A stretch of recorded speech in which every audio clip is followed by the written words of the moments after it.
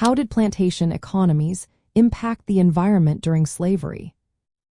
Imagine vast stretches of land turned into endless fields, trees cleared, and soil worn thin.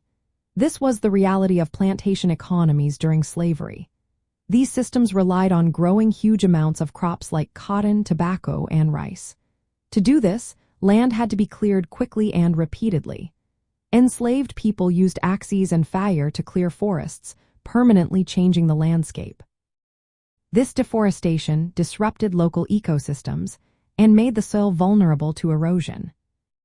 Tobacco farming was especially hard on the land. It drained nutrients from the soil fast.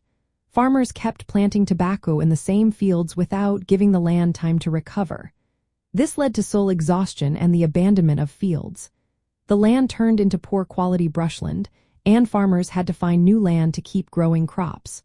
Over time, this cycle caused serious land degradation. Cotton became the main crop in the South, often called King Cotton. Cotton farming needed large areas of land to be planted year after year. Farmers did not use crop rotation or soil-restoring practices. Without these methods, the fertile topsoil was lost quickly. Within about 100 years, millions of years of good soil had been washed or blown away. This left much of the land less productive or unusable for farming later on. Rice plantations in the Lowcountry also changed the environment a lot. To grow rice, planters built large reservoirs and irrigation systems. They cleared forests and created open water areas. These changes made perfect breeding grounds for mosquitoes. As a result, diseases like malaria and yellow fever spread more easily. Enslaved Africans, many from West Africa, had some resistance to malaria.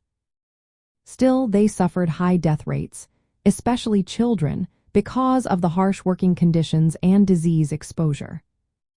The environmental damage from plantation economies was closely linked to the brutal system of slavery. The land was exploited just like the enslaved people.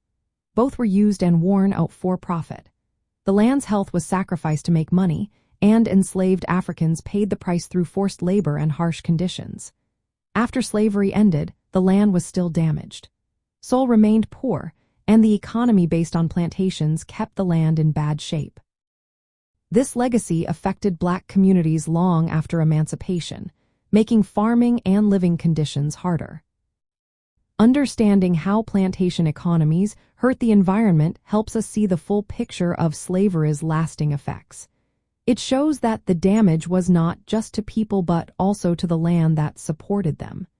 This history reminds us of the deep connections between environmental health and social justice.